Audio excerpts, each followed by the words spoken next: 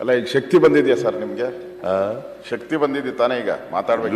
2 ಗಂಟೆ ಮಾತಾಡ್ತೀನಿ ಅಂತ ಹೇಳಿದ್ರೆ ಶಕ್ತಿ ಬಂದಿದೆ. ನನ್ಗನ್ಸುತ್ತೆ ನಿಮ್ಗೆ ರಾಜಕೀಯವಾಗೂ ಶಕ್ತಿ ಬಂದಿದೆ ಅಂತ ನನಗೆ ಅನ್ಸಿದೆ. ಈಗ ರಾಜಕೀಯವಾಗೂ ಶಕ್ತಿ ಬಂದಿದೆ, ನಿಶಕ್ತಿ ಹೋಗಿದೆ ಅಂತ ಅನ್ಸಿದೆ.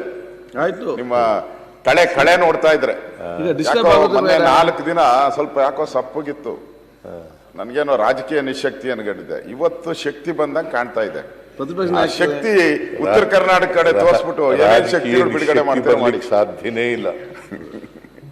ರಾಜಕೀಯ ನಿಶಕ್ತಿ ಇದೆಯಲ್ಲ, ಅದು ಬರಲಿಕ್ಕೆ ಸಾಧ್ಯನೇ ಇಲ್ಲ. ಅಂತ ಅವಕಾಶಗಳಿಗೆ ಅವಕಾಶನೂ ಇಲ್ಲ, ಮತ್ತೆ ಅಂಥ ಸಂದರ್ಭಗಳು ಬರೋದೂ ಇಲ್ಲ. ರಾಜಕೀಯ ನಿಶಕ್ತಿ ಇಲ್ಲವೇ ಇಲ್ಲ. ಶಾರೀರಿಕವಾದಂಥ ನಿಶಕ್ತಿಗಳು ಇರ್ತವೆ sir. Daily dinner party daily ನಡೀತಾ ಇದೆ ಸರ್. ಮಾನ್ಯ ಅಧ್ಯಕ್ಷ, ಇತ್ತೀಚೆಗೆ ನೀವು ರಾಜಕೀಯವಾಗಿ ನಿಶಕ್ತಿಯಾಗಿದ್ದೀರಿ ಅಂತ ಸಾರ್ವಜನಿಕ ಚರ್ಚೆ ಇರೋದು. ನಿಮ್ಮ ಆರೋಗ್ಯದ ನಿಶಕ್ತಿ ಬಗ್ಗೆ ಚರ್ಚೆ ರಾಜಕೀಯವಾಗಿ ನಿಶಕ್ತಿಯಾಗಿದ್ದೀರಿ ಅಂತ. ಸುನಿಲ್ ಕೂತ್ಗಳಪ್ಪ. ಈಗ ನೋಡಿ, ನಿಮ್ಮಲ್ಲಿ ಒಂದು ಮನವಿ ಏನಪ್ಪ ಅಂತಂದ್ರೆ, ಅಶೋಕ್ ಅವರು ಮಾತಾಡುವಾಗ ನಾನು ಒಂದು ಚಕಾರನು ಕೂಡ ಎತ್ತಲಿಲ್ಲ, ಮಧ್ಯಪ್ರವೇಶ ಮಾಡಲಿಲ್ಲ, ಕೂತ್ಕೊಂಡು ಕೇಳಿದ್ದೀನಿ.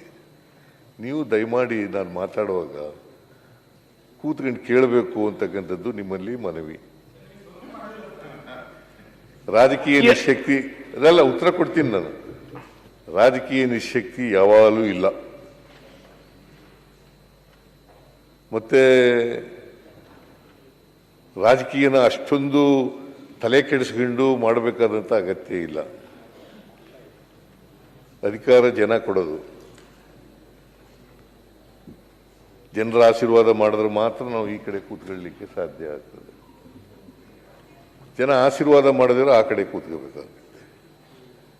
ಅಂತಿಮವಾಗಿ ಪ್ರಜಾಪ್ರಭುತ್ವದ ವ್ಯವಸ್ಥೆಯಲ್ಲಿ ಜನರೇ ಮಾಲೀಕರಲ್ವಾ, ಅವರೇ ಪ್ರಭುಗಳು. ಅವ್ರು ಏನು ಹೇಳ್ತಾರೆ ಹಂಗೆ ಮಾಡಬೇಕು. ನಾವು ಐಡಿಯಾಲಜಿ ಏನೇ ಹೇಳಿದ್ರು ಕೂಡ, ಕಾರ್ಯಕ್ರಮಗಳನ್ನು ಏನೇ ಹೇಳಿದ್ರು ಕೂಡ ಜನಗಳ ಮುಂದೆ ಅಂತಿಮವಾಗಿ ತೀರ್ಪಡೋರು ಯಾರು?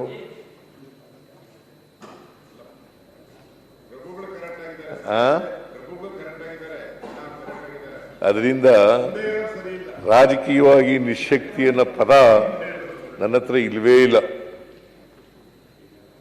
ರಾಜಕೀಯವಾಗಿ ನಿಶಕ್ತಿ ಯಾವಾಗಲೂ ಕೂಡ ಇಲ್ಲ, ಮುಂದೇನೂ ಕೂಡ ಇರೋದಿಲ್ಲ, ಹಿಂದೇನೂ ಕೂಡ ಇಲ್ಲ, ಈಗಲೂ ಕೂಡ ಇಲ್ಲ.